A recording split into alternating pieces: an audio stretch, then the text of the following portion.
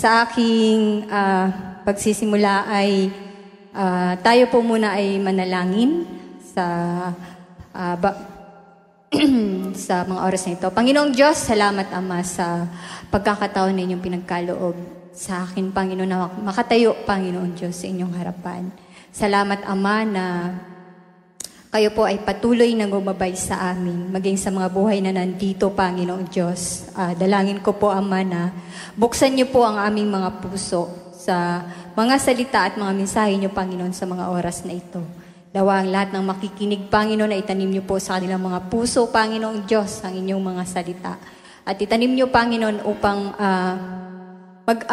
isabuhay po nila, Panginoon Diyos, sa kanilang buhay sa araw-araw, Panginoon. Salamat, Ama. Pinagkakatiwala po namin, O Diyos, ang gawaing ito, Panginoon, magmula sa simula hanggang sa matapos po, Panginoon Diyos. Sa inyo po ang pinakamatas ng papurit pasasalamat sa pangalan ni Jesus.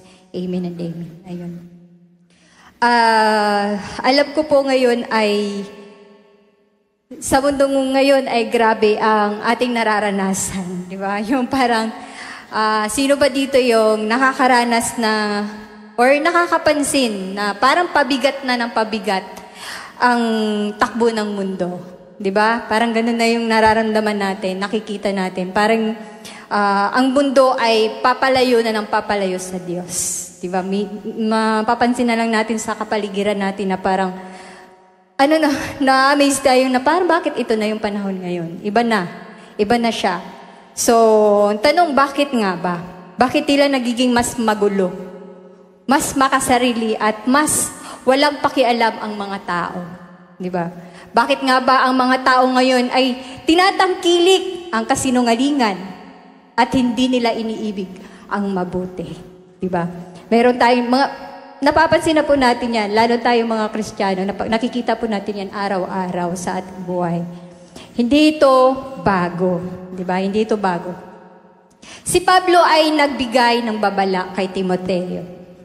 At sa atin rin na ngayon, hindi lang kay Pablo, kundi sa panahon natin ngayon, may mga darating na panahon na mahirap at mapanganib. Hindi dahil sa kalamidad, kung hindi dahil sa ugali ng mga tao. Kaya hiniling ko po ang bawat isa na buksan po ang Biblia sa aklat ng 2 Timothy chapter 3 verse 1 to 5. Ay, salamin ako.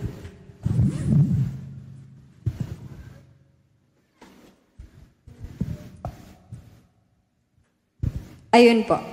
Basahin ko po sa English po muna. Sabi niya, "But mark this, there will be terrible times in the last days. People will be lovers of themselves, lovers of money, boastful, proud, abusive, disobedient to their parents, ungrateful, unholy, without love, unforgiving, slanderous, without self-control, brutal, not lovers of the good, treacherous, rash, conceited, lovers of pleasure rather than lovers of God, having a form of godliness but denying its power, having nothing to do with such people." Basahin ko po muna po sa Tagalog po. Sabi niya, sa mga huling araw, sabi ni Pablo, dapat mong malaman na sa huling araw ay magkakaroon ng mga kahirapan.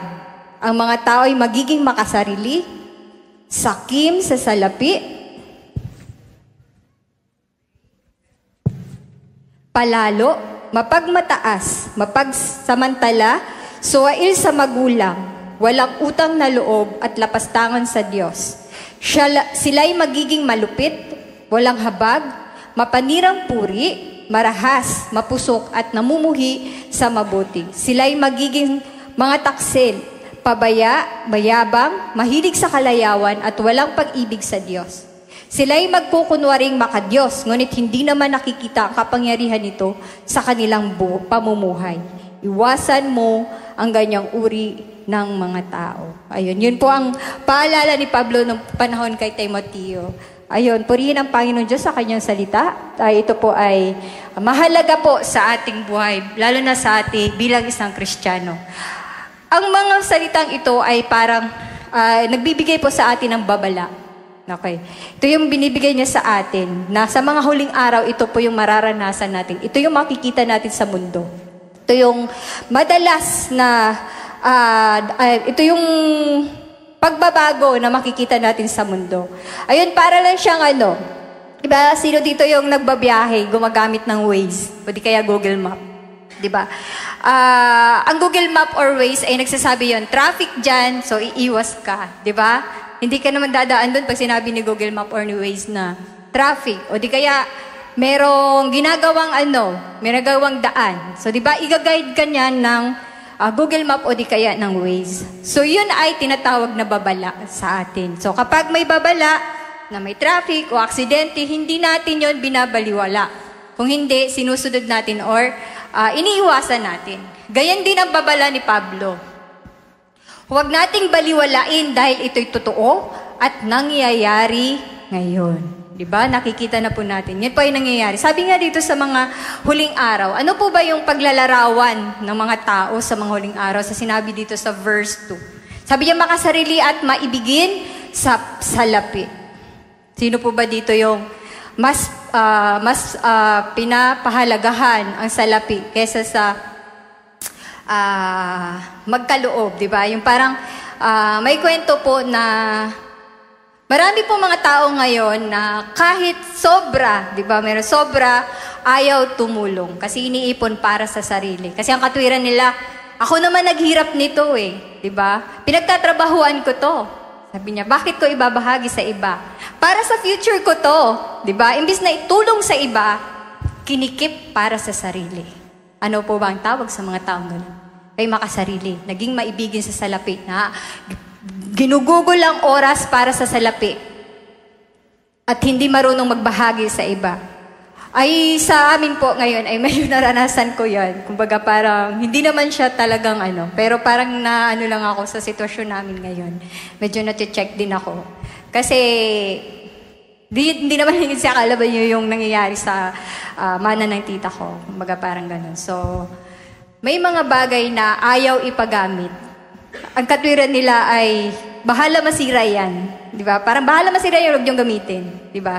So ano po yung pusong meron, yung mga taong ganun? So yun po ang madalas na may encounter natin. So hindi na ito bago para sa atin dahil si Pablo ay nagbigay na ng babala. So bilang isang Kristiyano, bilang tayo ay mananampalataya, huwag nating hayaan na tayo ay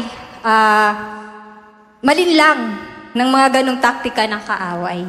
Kasi minsan ginagamit ng kaaway yun sa ating kamag-anak, or sa mga madalas malapit sa ating kalooban, di ba? Madalas nararanasan natin yun, o madalas na-encounter natin yun. So yun din po ay taktika ng kaaway sa atin, kung paano tayo tayo mag-response doon sa mga ginagawa nila. O, di ba? Imbis na sasabihin nila, imbis na mapakinabangan ng iba, ayaw nila ito mapakinabangan. Kasi ang katwiran nga nila andun sila, meron silang makasariling puso. Ayaw nilang ibahagi sa iba. Yung mga pinagpaguran nila, kasi katwiran nila, magpagod ka rin para makuha mo yan, di ba? So, kadalasan ganun yung sinasagot natin pag may lumalapit na tulong.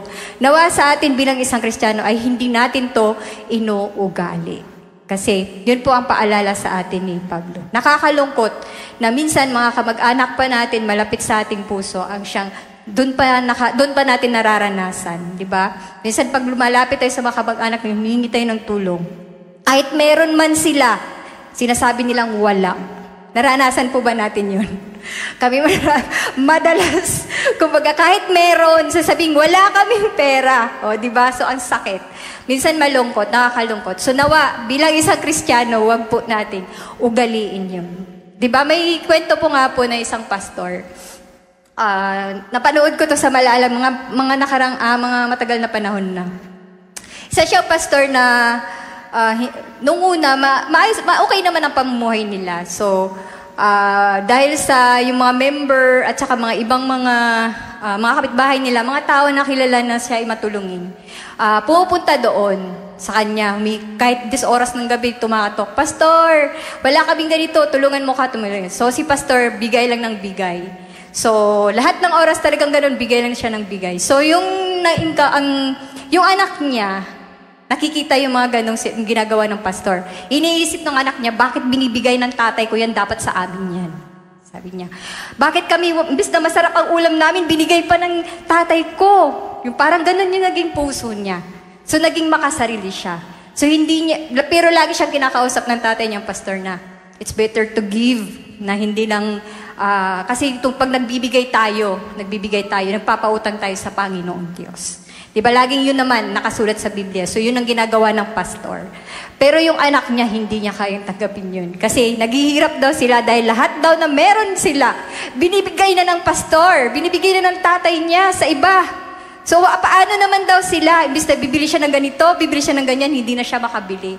Kasi sa tuwing hinihingi siya, laging sila sabi na nakalaan ito para sa ganito, nakalaan ito para sa ganyan. So parang hindi niya yun gusto. Hanggang sa yung puso niya napuno na ng, hindi na, iba na ang naging puso niya. Hindi na siya siya ay dating worship leader, pero hindi na siya kumbaga naging na siya sa mundo. Dala na siya ng mundo. So, gayon ang nangyayari. Nakuha man niya lahat yung pangarap niya, pero hindi siya nagkailanman naging masaya. Tsaka niya binalikan lahat ng mga sinabi ng kanyang magulang, especially ng kanyang tatay. Binalikan niya lahat ng mga payo na yon at mga sinasabi. Ang ginawa niya po, nag-give up siya sa kung anong meron siya. At ngayon po ay nagiging full-time ministry. Kasi na-realize niya na mali yung kanyang ginawa. Mali yung interpretation niya doon sa ginawa ng tatay niya noong mga panahon. Yung pala, ang ginagawa ng tatay niya ay para din pala sa kanila. So yun. Kaya napaka yun sa akin, napakalaki ng impact sa akin yung story ng isang anak na yun na binahagi niya actually sa maalaala mo kaya meron po yun na kwento. Doon ko po siya napanood. Kaya bilang isang Kristiyano, ito ay babala para sa atin. Huwag po tayong maging makasarili at huwag po nating ibigin ang salapi. Patuto po tayo na magbahagi sa iba kahit alam natin na mawawalan na tayo, magtiwala tayo sa Diyos na papalitan ng Diyos yan. Yung ipagkakalob natin, yung itutulong natin, ibabalik niya yan sa'yo. Basta't yung pagbibigay mo ay merong kagalakan sa puso at mayroong katapatan sa Panginoon Diyos. Ayun po. Ayun, meron din po sa verse 2, sabi niya, palalo mapagmataas, walang respeto, walang utang na loob at hindi makadiyos. Napapansin na po ba natin mga magulang ngayon sa ating mga anak? Meron po ba tayong napapansin na parang yung mga anak natin ay hindi na tayo nire-respeto? Di ba? Kadalasan maririnig mo sa labas, paglabas mo pa lang, yung mga bata, sinisigawan na lang yung mga magulang. Diba? Mas gusto nila sila nang masusunod. Hindi na nasusunod ang mga magulang kung hindi sila na ang gustong masunod. So para siyang lobo na pinapahanginan, palaki ng palaki hanggang sa ito'y sumabog. So parang ganun yung pag-uugali ng mga tao. Walang utang na loob. Kung ikaw ay may mga tao na nagtatagumpay sa kanilang buhay, pero nakakalimutan nila yung mga taong tumulong sa kanila, maging ang Diyos, na nagbigay sa kanila na kung anong meron sila ngayon. So naniniwala sila na yung tagumpay na yon ay sila ang may gawa, sarili nilang sikap, yung hard work nila, kaya nakuha nila yung katagumpayan na yon. So, imbis na magpasalamat sila sa Panginoon, kiniklaim nila sa sarili nila, ako ang may gawa nito. So, parang hindi na nagbabalik ng pasasalamat sa Panginoon, hindi na nagbabalik ng pasasalamat sa kung sino tumulong sa kanila. Paalala ko po sa kabataan ngayon, matuto po tayo rumespeto sa ating mga magulang. Matuto tayong magpasalamat sa lahat ng sakripisyo na kanilang ginawa. Kasi sila po yung pinagkakatiwalaan ng Diyos upang ma-achieve nyo yung mga pangarap nyo sa buhay. Kasi napaka-importante po na tayo po ay merong respeto at matuto tayong magkaroon ng utang na loob doon sa mga taong tumulong sa atin ng mga panahong nangangailangan tayo. Ayun, salamat sa Panginoong Diyos sa kanyang mga salita na ito na patuloy na pinapaalala sa atin. Kaya bilang isang Kristiyano, ugaliin po natin na matuto tayong magpasalamat sa Diyos at magbalik ng papuri sa kanyang mga ginagawa para sa atin. Kasi yung tagumpay na meron tayo, hindi po na yan mararanasan natin kung hindi niya yon ipahihintulot sa atin. Kung napapansin po natin, may mga graduating na. Minsan, mga honors pa, di ba? Or kaya mga mataas yung mga ano nila. Pero minsan nalalaman natin na mamatay sila, di ba? Hindi pa umabot ng graduation. So, paalala lang po sa atin yun na kahit ano man po yung ano natin sa ating kinabukasan, ang Panginoong Diyos pa rin ang may kontrol ng lahat ng bagay, maging sa ating buhay. Kaya dapat matuto pa rin tayo na bumalik sa Panginoong Diyos, matuto pa rin tayong mamuhay na may kabanalan at mayroong pagpapasalamat sa Diyos sa lahat ng oras. Kasi ang tagumpay na matatamo natin, ang tagumpay na nakukuha natin ay mula lamang sa ating Panginoong Diyos. Ito'y kapahintulutan ng Panginoong Diyos sa ating buhay. Ayun. Sabi niya sa verse 3-4, walang puso at walang pagpipigil sa sarili. Ayun. Sino ba dito madalas yung nagfi-Facebook, di ba? Madalas sa Facebook ang daming lumalabas ng mga fake news, di ba? Minsan nga hindi mo na alam kung alin ang fake news o alin ang totoo eh. Kasi pagka nabasa mo na, parang maniniwala ka na. Kaya natitempt ka ngayon mag-comment. Hindi mo naman kilala, hindi mo naman siya kilala, hindi mo naman alam yung katotohanan, wala ka naman nun nangyari. Pero ang galing nating mag-comment, nagpapadala agad tayo sa ating emosyon. Okay? Para tayong, tinatawag nilang patola. Sino yung nakakarinig ng mga salita? Patola, pinapatulan kahit fake news, pinapatulan kahit wala ka namang alam, pinapatulan kahit hindi mo naman kilala. Diba? So parang, ang bilis natin ngayon magbigay ng komento. Di ba nakakalungkot na ganun ang mga nangyayari sa ating buhay? Doon mo makikita na yung mga tao kulang sa karunungan mula sa Panginoong Diyos. Di ba? Kung tayo na mga anak ng Panginoon, alam natin titingnan. Hindi natin, ini-ignore na lang natin yan, di ba? Hindi na natin pinapansin. Kasi andon yung sapat ang karunungan ay binibigay sa atin ng Panginoong Diyos. Dahil sa Kanya lang tayo dapat na nagtitiwala. At madami ding mga taong gumagawa ng kwento na hindi naman tama, di ba? Binabalik ang katotohanan ginagawa nilang mali na information para tangkilikin sila ng tao. Bakit nga ba ang tao napakahilig tumangkilik ng yung mga kwento na wala namang katotohanan, di ba? Bakit parang pag nakita mo si ganito, ganyan, ganito, ganyan, di ba? Para ang bilis nating maniwala, kinukwento na natin sa iba. So nag-spread ang maling kwento. Diba? So, dahil naniniwala tayo doon. So, bilang isang Kristiyano, wag po dawat tayo na ganun. Ito ay babala para sa ating mga mananampalataya. Sino dito yung madalas, sa akin talaga, pag nagbubukas ako ng Facebook, actually, hindi naman ako nagano, pero bigla-bigla ako na lang napapansin, parang napapadalas yung mga road rage. Diba? Napapadalas po ba? Napapansin natin, diba? Ang mga tao ngayon, patunay lamang na ang mga tao ngayon walang pagpipigil sa sarili. Diba? Wala na tayong puso. Wala na silang kaawa na yung mga sinasabi nila ay nakakapagpait na ng ulo. Yung mga ginagawa nila ay hindi na tama. Kumbaga andun na, nandyan na, nakikita na natin kung ano man nakasulat sa Biblia. Ito ay totoo. Diba yung parang pero pag nakikita natin ba, parang ang sakit, parang pakiramdam na, tao ba sila? Parang minsan may tanong ka, di ba? May katanungan ka sa sarili mo na, tao ba to na nagagawa niya, nasasabi niya to, naano niya itong mga salitan to? Meron nga ako napanood na parang, wala na lang siyang napaputigin yung baril niya kahit na sinong matamaan. Di ba? Parang ganun. So, para siyang hayop na walang tali. Sugod lang na sugod kahit na sino man ang tamaan. So parang ganun ang nangyayari sa panahon natin ngayon. So sa verse 5 sabi po, makadiyos sa panlabas lamang. Ayun, meron siyang sinasabi doon, merong makadiyos sa panlabas lamang. May anyo sila ng kabanalan, ngunit hindi naman nakikita ang kapangyarihan nito sa kanilang buhay. Ayun. Yun po ang pinaka nakakatakot sa panahon po ngayon. Parang prutas, di ba? Pag pumunta tayo sa palengke, mamimili tayo.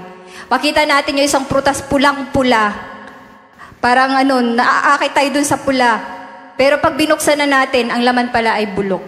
Di ba? May nakakapansin po ba kayo?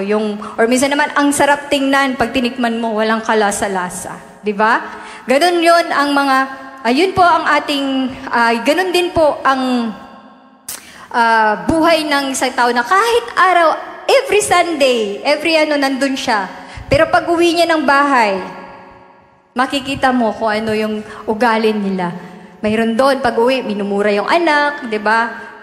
Mayroon naman nananakit ng pamilya. Hindi mo masasabi kung ano talaga sila. So, hindi mo pwedeng sabihin na ang lahat, kahit tayo ay nagpupunta sa church every Sunday, ay hindi na yun sapat para sabihin tayong banal tayo.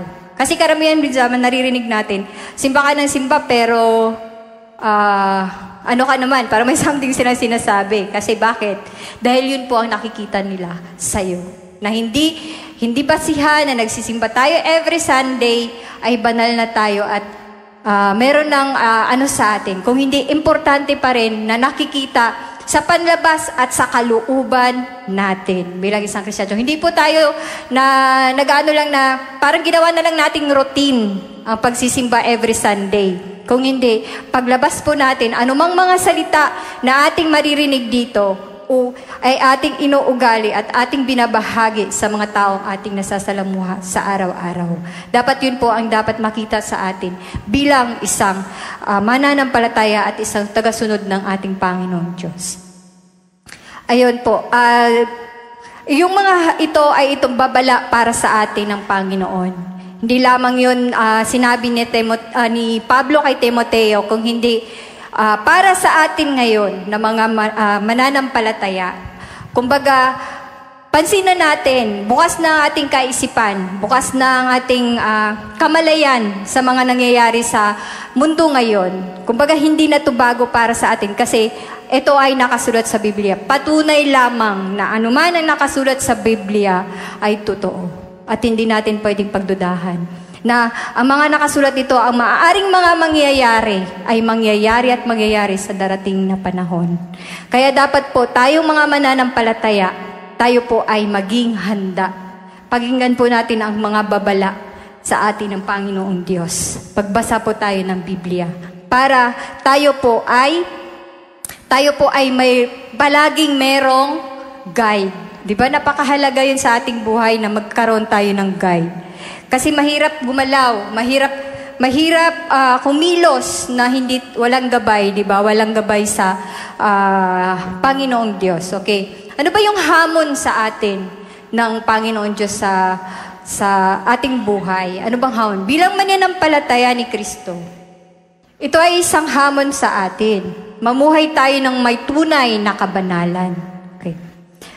Parang isang bangka, kung halimbawa yung isang bangka, di ba, pag nasa loob na yan siya ng, nasa balakas na agos yan, balakas na agos, pagka hindi ka nagsagwan, madadala ka. Di ba? Talagang madadala ka sa agos niya. So, dapat ganun din po tayo na mga mananampalataya, gamitin natin yung sagwan para hindi tayo matangay. Okay, sabi nga dito sa gitna ng makasalanang mundo, kailangan magpakabanal tayo. Iwasan natin ang ganitong pag-uugali. Sabi nga, paano ba natin ito magagawa? Paano ba natin ito maiiwasan? Yung sinasabi na iwasan natin yung mga ganitong pag-uugali. Magbabad po tayo sa Biblia. Ito po ang gabay. Ito po ang makakatulong sa atin para tayo ay hindi malinlang ng kaaway. Hindi tayo maanod sa agos ng tubig, maagos ng ng mundo. Kung ano man po ang mga ano ng mundo, hindi tayo madadala. Sabi ito sa 2 Timothy chapter 3:16, sabi niya, ano ba yun? 2 Timothy, wait lang po. Kailangan ko na salamin. Sabi dito, all scripture is God breath and is useful to teaching, rebuking, correcting, and training in righteousness, so that the servant of God may be thoroughly equipped for every good work. Sabi niya dito, so napakahalaga ang salita ng Panginoong Diyos kasi ito po yung magko-correct. Ito po yung tutulong sa atin. Ito yung gabay natin sa ating pamumuhay sa araw-araw. Kung wala po ito sa ating buhay, kung wala ang salita ng Panginoong Diyos sa ating buhay, tayo po ay maliligaw. Kagaya kanina ng mensahe ni Brother Nat, na tama ba yung daan na tinatahak natin? Tama ba yung way na sinusundan natin? Ito ba'y papunta kay Jesus o papunta ba tayo sa iba? Diba? So, yun yung tinatanong niya kanina. So, yun po. Dapat para tayo makasunod at makalakad tayo sa tamang daan, manatili po tayong babad sa Panginoon, sa pangasalita ng Panginoong Diyos. Huwag magpanggap na makadiyos, maging totoo sa relasyon ng Diyos. Kumbaga, huwag tayong magpanggap, baka yun ang ibig sabihin no na simba ka nga ng simba pero hindi mo naman ina-apply lahat ng naririnig nating salita ng Panginoon Diyos. Nagbabasa ka nga ng Biblia pero hindi mo naman ito isinasabuhay. Kumbaga, maging banal tayo. Piliin natin na maging banal tayo. Kahit napakahirap, di ba napakahirap maging banal? Yung may mga mai-encounter kang mga bagay, mga temptation sa araw-araw. Kumbaga parang hindi mo maiwasang magalit, hindi mo maiwasang mainis, di ba? So piliin pa rin nating maging mahinahon. Gaya po, ugaliin natin yung bunga ng banal na espiritu. Hingin natin sa Diyos na iyon ay itanim niya sa ating puso upang ito ay makatulong na tayo ay magiging banal sa Panginoon, sa paningin ng Panginoong Diyos. Sa aking pagtatapos po, mayroon po akong katanungan na iiwan sa inyo. Yung parang, nasaan ka sa listahan ng mga ugali sa huling panahon? Nasaan ba tayo? Nasaan ba tayo ngayon? Saan yung mga listahan na yun na mga pag-uugali na sinasabi ng 2 Timothy 3:1-5? Saan po tayo doon? Suriin po natin ang ating mga sarili. Ikaw ba ay bahagi ng problema? O ikaw ay liwanag sa gitna ng kadiliman? Okay? Ikaw ba ay nabubuhay ng ayon sa Diyos o ayon sa mundo? Okay?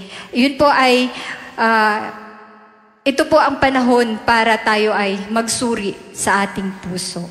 Tayo ay binigyan na ng babala ng Panginoong Diyos sa mga huling panahon sa ating buhay na dapat hindi po tayo matangay ng mga kaguluhan sa mundong ito. Manumbalik nawa tayo sa Diyos at mamuhay ng may tunay na kabanalan.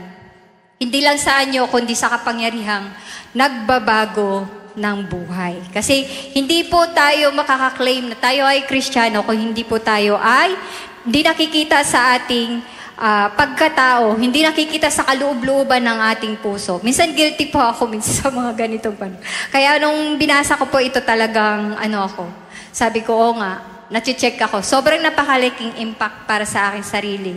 Ang mga ito, kasi sabi ko, oo nga, nakikita natin sa labas. Pero paano ba sa ating sarili? Diba? Natatanong ba natin minsan tinitingnan na lang natin yung mga pagkakamali ng iba pero sa ating sarili ba nache-check natin? Natatanong ba natin minsan sa ating sarili, saan mga ba ako dito? Alin ba yung mga ginagawa ko? Alin ba dito yung mga, parang nakasanayan ko na lang gawin? Diba? So parang napakahalaga na tayo ay magsuri sa ating puso. Napakahalaga na suriin natin ang ating pamumuhay. Kung tayo ba ay nakaayon pa sa kalooban ng Panginoon o tayo ay naliligaw na. Diba? So napakahalaga po na tayo po ay mamuhay na may kabanalan. Piliin nating maging banal. Kahit gaano pa ito kahirap, sundin natin kung anong nais ng Diyos na ipagawa sa atin bilang isang mananampalataya. Kasi po, mga kapatid, kung sayangin po natin yung mga pagkakataon, every Sunday nandito po tayo, pero hindi po natin ginagawa, hindi natin isinasabuhay, hindi natin sinusunod ang salita ng Panginoon Diyos. Useless lamang po ito. Hindi tayo kilala ng Panginoon Diyos. Sabi nga kanina ni Brother Nat, kahit sino dyan tanungin mo, gustong pumunta ng langit. Sino ba namang ayaw, di ba? Kasi alam natin, pag wala tayo sa langit, alam na natin kung saan tayo pupunta, di ba? Sa impyerno. Sino ba naman gusto sa impyerno, di ba? So kung nais natin na makarating sa langit, mga kapatid, ugaliin nating maging banal sa harapan ng Panginoon Diyos. Napakahalaga po sa atin yun, na mananampalataya. Huwag nating sayangin yung panahon na ibinigay sa atin. Patuloy po nating isabuhay ang salita ng Panginoon. Huwag po tayong mag-atubili na bagbasa ng kanyang mga salita. At hindi lamang pagbabasa, kung hindi, hingin sa Panginoong Diyos ang kanyang karunungan. At hingin sa Panginoong Diyos na tayo'y gabayan para itong mga salitang ito ay masunod natin sa ating buhay. Napakahalaga po ang kanyang mga salita para maging gabay po sa atin. Huwag po nating baliwalain ang kanyang babala. Salamat po sa Diyos sa kanyang mga salita. Tayo po ay, sa ating pagtatapos tayo po ay manalangin. Yun. Hallelujah, hallelujah. Yes, oh God. Purihin ka, O Diyos. Salamat, O Panginoong Diyos, sa inyong mga salita, Panginoon, na aming napakinggan. Salamat, Ama, sa mga babala na inyong binigay sa amin. Tulungan niyo po kami, O Diyos, na makalakad na may kabanalan, O Panginoon Diyos, sa inyong harapan. Tulungan niyo po kami makapamuhay, Panginoon, na maging banal sa inyo, Panginoon Diyos. Na maging karapat-dapat kami na tawaging anak, O Panginoong Diyos. Makarapat-dapat kaming tawaging isang Kristiyano na sumusunod, Panginoon Diyos, sa inyo. Sa inyong mga salita, O Panginoon. Ama, mahirap po para sa amin na sumunod sa mga bagay, Panginoon, na hindi namin nalalaman na ito ay hindi nakalooban nyo. Kaya tulungan nyo po kami, O Diyos, na patuloy kami, Panginoon, na bigyan ng karunungan. Ipagkaloob nyo po sa amin, Panginoong Diyos, ang inyong banal na Espiritu upang, Panginoon, matulungan kami na masunod ang inyong kalooban sa aming mga buhay. Ama, napakahalaga po ng inyong babala at ng inyong mga salita sa mga oras na ito. Huwag niyo po kami hayaan, Panginoon, na malinlang ng mundo o ng kaaway, O Panginoon, na naghahari dito sa mundo. Tulungan niyo po kami na makalakad ayon sa inyong kalooban, O Panginoon Diyos, at maging karapat-dapat sa inyong kaharian. Salamat, O Diyos. Sa iyo po ang pinakamataas na papurit pasasalamat. Sa pangalan ni Jesus. Amen and amen.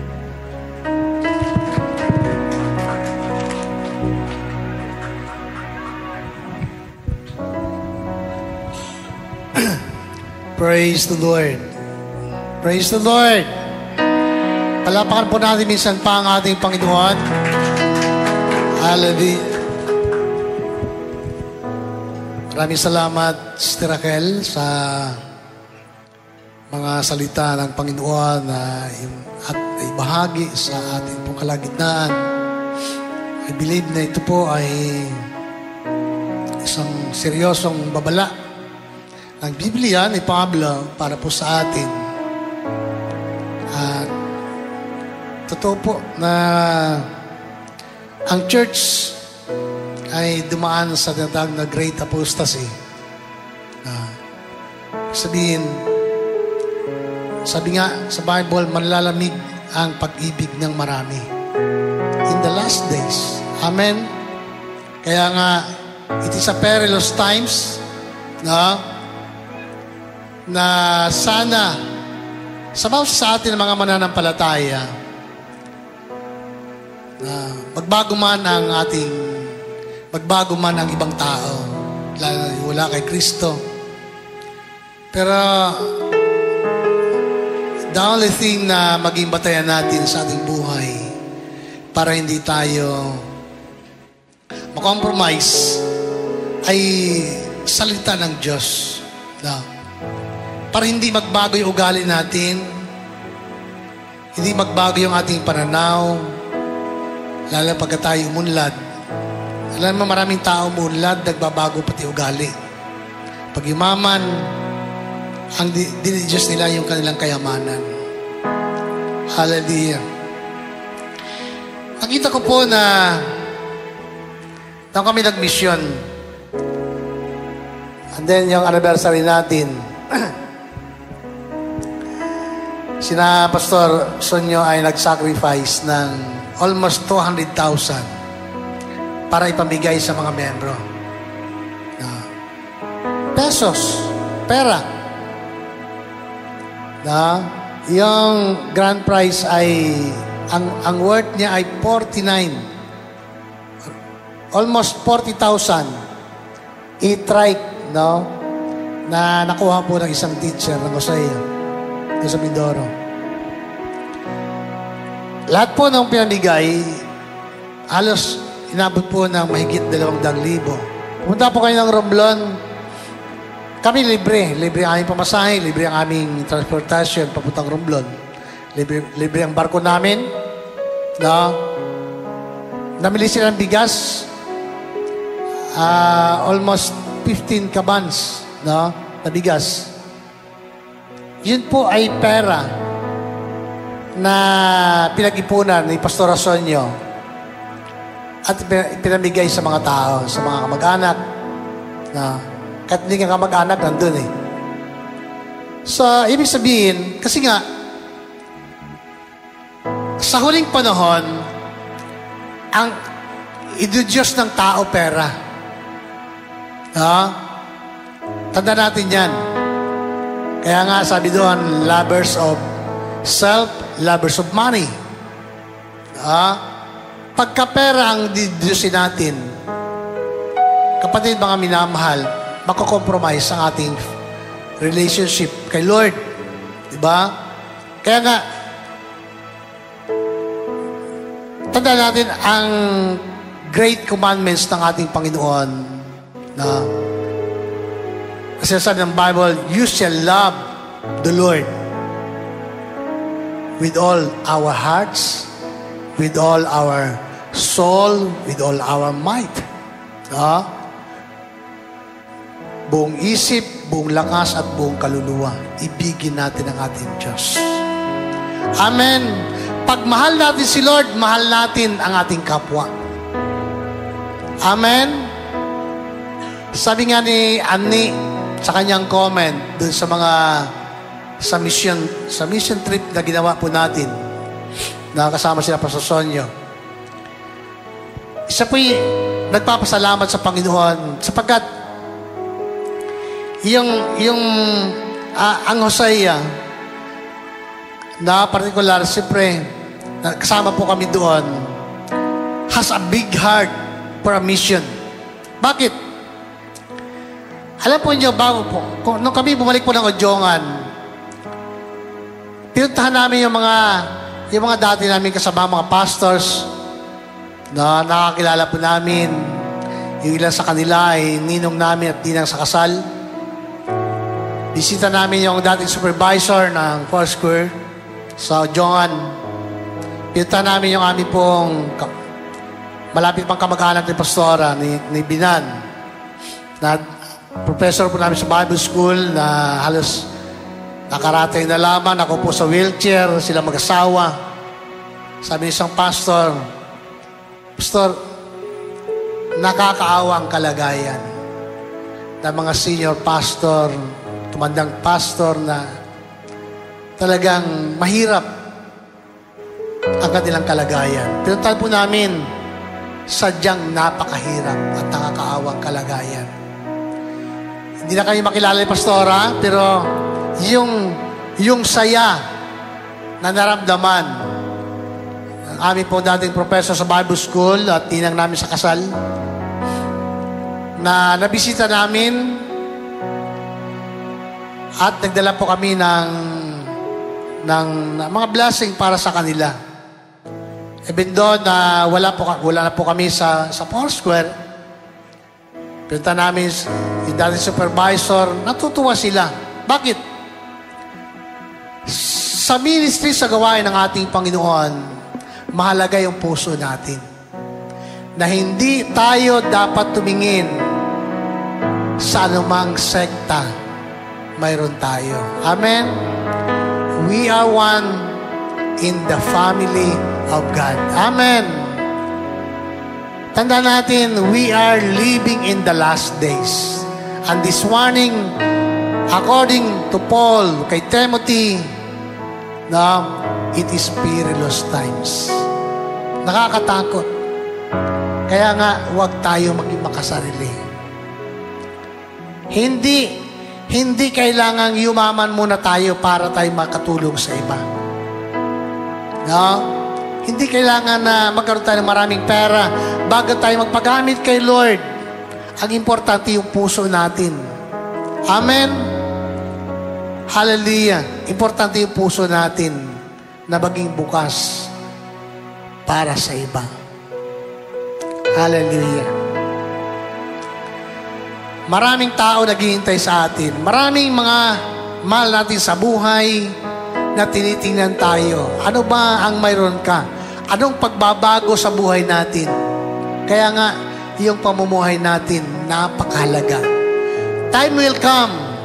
Kung hindi ka magbago, hindi tayo magbago.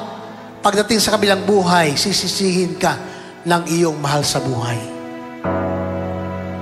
Sabi nga ni Pastor Sonyo, ang unang sisingil sa iyo at magagalit sa iyo, yung pera mo. Bakit? Hindi mo ginamit para kay Lord. Kaya nga sabi ng Bible, mag-impok tayo ng kayamanan sa langit. Amen po? Amen. Hallelujah. Ang mga pastor ng Hosea ay pupunta ng Ilocos. Hallelujah. Kumbaga, panahon para ma-open up ang kaisipan, pananaw ng mga leaders, ng mga pastor para hindi lang, alam nyo, maraming problema ang mga pastor. Pamilya, membro, simbahan. So, kailangan na mag-relax. At siyempre, mabuksan ang kaisipan, magkaroon pa ng malawak na pangitain sa paglilingkod sa Panginoon. Amen. Ngayon po ay Communion Sunday. Bawat isa ay may kalayaan na tumanggap, makibahagi, mag-alaala sa mga sakripisyo ng ating pong Panginoon. Sina mga namatay sa cross para sa atin, pinatawad ang ating kasalanan. Sabi nga po, tayo po ay magbulay-bulay ng ating po mga sarili sa ating pagpartake sa tinapay. Ang tinapay, simbolo ng katawan ni Kristo na nagdusat na hirapan sa cross para sa atin.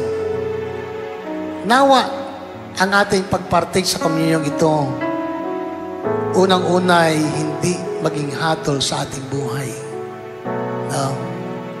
Kundi ito po ay maging pagpapala sa atin na may kagalakan tayo makipagpartake ng tinapay sapagkat isa tayo sa pinatawad at tinanggap ng ating pong Panginoon bilang kanyang anak. Hallelujah. Anak na pinahalagahan niya, minahal niya, binili niya ng kanyang banal na dugo. Hallelujah. Sapurihin po ang ating pong Panginoon. Amen.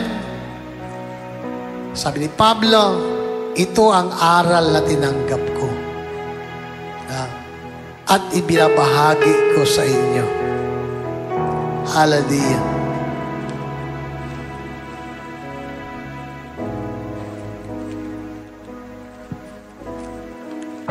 Sabi niya,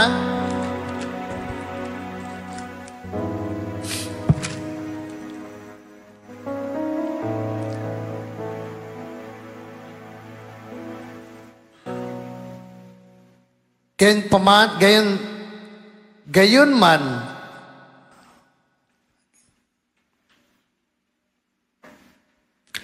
ito ang aral na tinanggap ko sa Panginoon at binibigay ko sa inyo, ko naman sa inyo. Ang Panginoong Sus nung gabing sa'y pagkanuloy, dumampot ng tinapay, nagpasalamat, at pinagpira-piraso ito, at sinabi, ito ang aking katawan. Isipin po natin, yung tinapay na pinagpira-piraso ng Panginoon, binigyan niya ng diin sa kanyang mga disipulo, ito ang aking katawan. Hallelujah. Glory, glory to God. Na inihahandog para sa inyo. Gawin ninyo bilang pag-alaala sa akin. No. Ibig sabihin, hindi pa man nangyari, ipinauna ng ating Panginoon kung mangyari na sa Kanya. At sila'y magsama-sama. Sabi ni Lord sa mga disipulo, gawin ninyo ito bilang pag-alaala sa akin.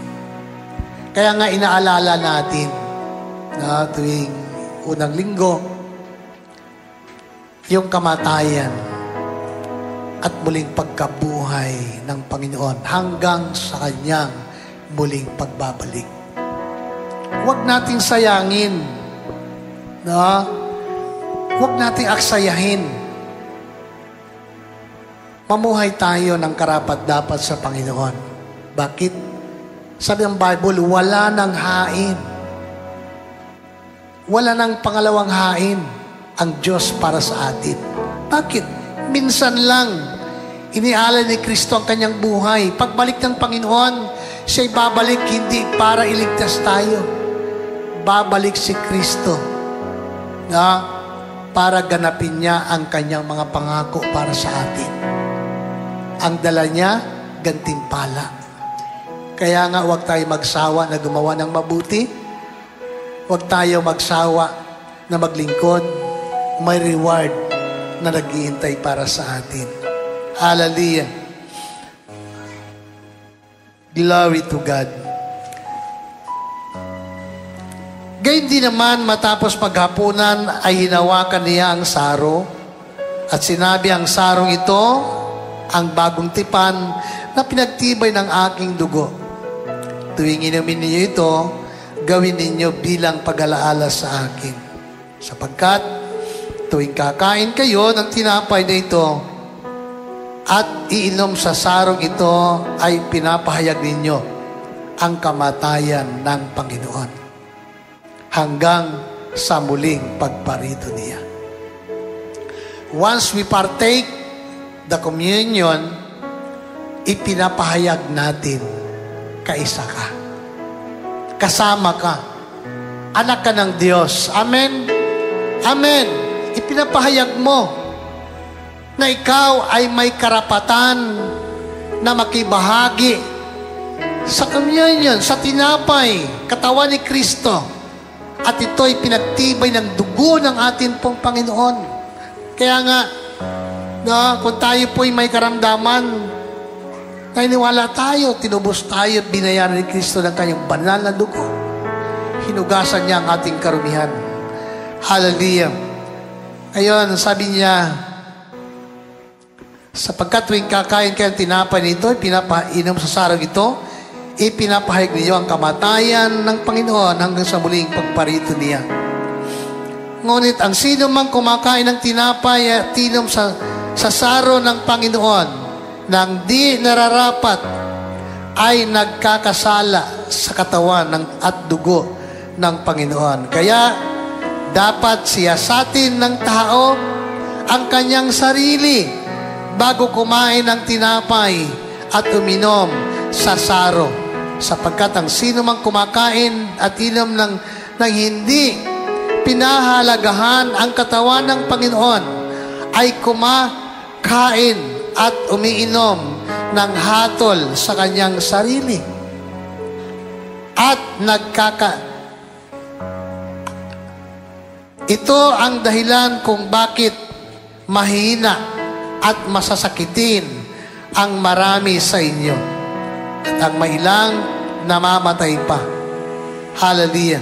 Kung siyatin muna natin ang ating sarili, hindi tayo hahatulan ng Panginoon. Ngunit kung inahatulan tayo ng Panginoon, tayo'y itinutuwid niya upang hindi tayo maparusahang kasama ng sanlibutan. Amen? Siyasatin natin ang ating puso. Siyasatin natin ang ating buhay upang tayo ay magiging karapat-dapat sa Panginoon. Kung hindi tayo nagpatawad, magpatawad tayo. Amen? Huwag tayo magtanim ng sama ng loob.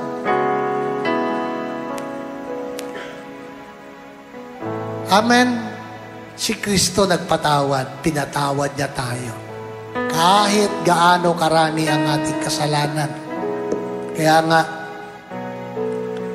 ang tinapay at sarong ito ay nagpapaalala sa atin. Paano tayo mamuhay? At paano natin i-apply ang salita niya sa pang-araw-araw nating buhay? Anak tayo ng Diyos, at ang Diyos ay may plano sa atin. Hindi lamang sa buhay nito, hanggang sa buhay na darating sa kanyang piling sa kalangitan. Tiyatawagan ko ang si Brother Jerry at Sterling ngayong umaga. Hallelujah.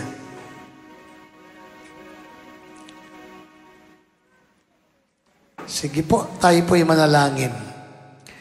Mapagpala naming Diyos ngayon pong umaga. Ikaw ang Diyos na mapagpatawad. Ikaw ang Diyos na may bigin. Minahal mo kami. Panginoon, anuman ang amin pong mga pagkukulang. Minsan pa, dakilang Diyos, linisin mo ang aming mga puso. Panginoon, salamat sapagkat ikaw at ang salita mo ay nagtuturo sa amin upang mabago ang aming pagkatao, mabago ang aming kaisipan, mabago ang aming buhay, ang aming pag-uugali, Panginoon, ay maiayon sa iyong salita. Kaya nga po, dakilang Diyos, salamat po. Pagpalain mo ang iyong mga anak, pagpalain mo ang bawat siyang tatanggap ng tinapay at iinom sa saro. Nang hando ang katawan mo, Panginoon, ang simbolo ng katawan ng tinapay at ang sarong ito ay maging pagpapala sa bawat puso sa amin at maalala namin ang mga bagay nito hindi lamang sa panahon ngayon kundi sa panahong darating hanggang sa muling pagbabalik. Salamat po. Samahan mo kami sa pangalan ni Jesus. Amen at amen. Sige po, kumuha po tayo ng tinapay at saro.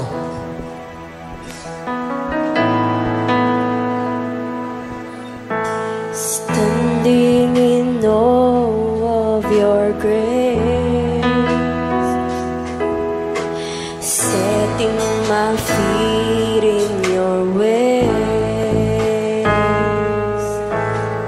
entering into your presence to behold you face to face. God of all heaven and earth, holding me in your embrace, unfailing love that surrounds me. Oh God, I stand amazed, my Jesus, my Lord. You're the love of my life. Wherever you go, wanna be by your side. No longer I, but Christ living in me, serving you for all eternity. My eyes set on you in this race that I run. No longer my ways, let your will be done. Make me a servant, my heart's ever true. Clinging to the cross, I follow you. I follow you.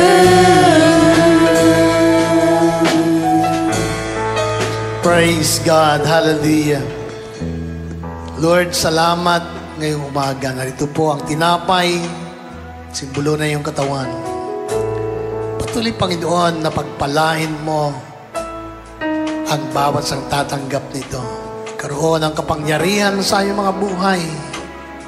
Maranasan namin, Panginoon, minsan pa ang maraming himala at kahangahangang bagay sa bawat sa puso sa amin habang kami patuloy naglilingkod sa inyo. Salamat po sa pangalan ni Jesus. Amen.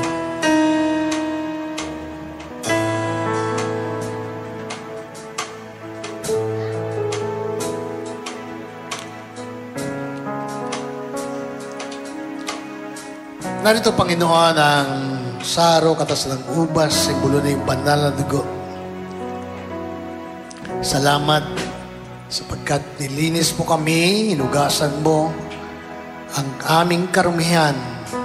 Patuloy, Panginoon, na upang pagindapatin ang aming kalagayan at buhay. Lord, salamat. Pagpalain mo ang bawat sa natatanggap nito. Patuloy, Panginoon, na ito po'y maging pagpapala minsan pa sa iyong mga buhay. At maalala namin ang mga bagay nito ay ginawa mo para sa amin. At ito'y ginagawa namin ayon sa iyong salita na ikaw ay dapat naming alalahanin ang mga bagay na ginawa mo para sa amin. Salamat po. Pagpalain mo ang iyong mga anak ngayong umaga sa pangalan ng Jesus. Amen at amen.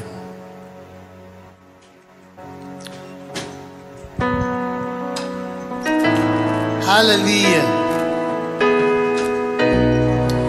My Jesus, my Lord, You're the love of my life. wherever you go, wanna be by your side.